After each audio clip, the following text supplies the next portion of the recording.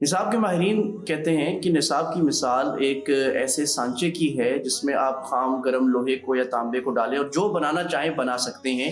یہ سائنٹیفک بنیادوں پہ پروف ہو چکا ہے اور دنیا کرتی ہے۔ آپ تین چیزوں میں مد نظر رکھا جاتا ہے جب ہم نصاب بناتے ہیں کہ ہم نے طالب علم میں معلومات کون سی ڈالنی ہیں اور کس طرح ڈالنی ہے، مہارات سکلز اس کو کون سی دینی ہے، نمبر 3 بیہیویئر، اس کا رویہ یا اخلاق کس درجے کا کرنا ہے۔ الحمدللہ یہ ہدف مجموع علوم اسلامیہ کی نصاب کمیٹی کے پیش نظر تھا۔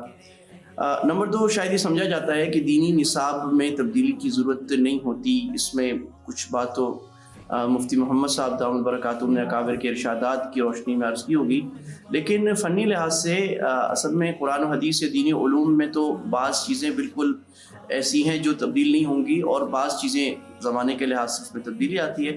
لیکن نصاب کا مقصد صرف بتانا نہیں ہے بلکہ کس انداز سے اس کو پڑھانا ہے، اور یہ انداز تبدیل ہوتا رہتا ہے۔ نصاب کے ماہرین کہتے ہیں کہ نصاب میں ایک ہی چیز ہے جو جامد ہے، جو اسٹیٹک یا کانسٹنٹ ہے، اور وہ ہے تبدیلی۔ اس کے بعد نصاب کمیٹی کا جو طریقہ رہا، جو چیز ہمارے کام آئی، وہ یہ تھا کہ سب سے پہلے تو جامعۃ الرشید کا جو 20 سالہ کامیاب تجربہ مختلف تعلیمی شعبوں میں تھا وہ کام آیا۔ نمبر 2 ہم نے جو پاکستان میں سفر کر کے مختلف نصابات کو دیکھا، پاکستان کے طول و عرض میں سفر کر کے وہ دینی درسگاہیں جن کے نصاب میں کچھ جدت، کوئی اعلیٰ چیزیں تھیں اور ان کے جو رزلٹ تھے وہ بڑے نمایاں تھے۔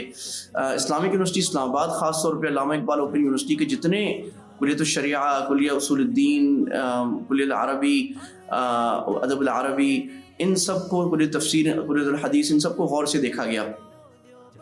نمبر 3 بندہ ناچیز کا جو تجربہ تھوڑا سا تھا کہ مجھے سوریہ میں مشائخ سے پڑھنے کی اللہ سبحانہ و تعالیٰ نے توفیق دی، سعودیہ میں پڑھنے کی، پاکستان کے مختلف علاقوں میں مشائخ سے استفادہ کی، ترکی کے مشائخ سے، اور پھر کچھ مغرب کو ان کے نصاب اور قانون اور فقہ کو دیکھنے کی۔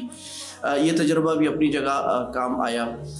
یہ طے کیا گیا کہ ہر کام کو کرنے سے پہلے اس کا ایک سسٹم اور اسٹرکچر بڑا اہم ہونا چاہیے، پھر اگر اوسط افراد بھی آئیں گے تو وہ بہت کمال کا کام کر سکتے ہیں۔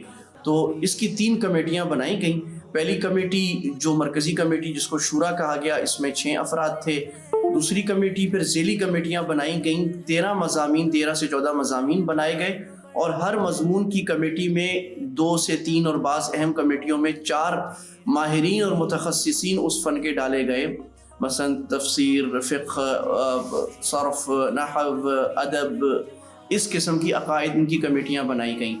چوتھے نمبر پر ریویو کمیٹی اسلام آباد میں تھی، جس کو ڈاکٹر مولانا حنیف صاحب ہیڈ کر رہے تھے، جو ہم نصاب میں جن سے ہمیں بہت ہی مدد لی، کیونکہ ان کے پاس الحمدللہ وہ مضبوط عالم بھی ہیں، ڈاکٹر بھی ہیں، اور 20 سال نصاب میں جو پیش رفت ہوتی رہی، جو تبدیلیاں ہوتی رہی انتظامی اور علمی لحاظ سے پاکستان میں، اس سب کا حافظہ ان کے پاس موجود ہے۔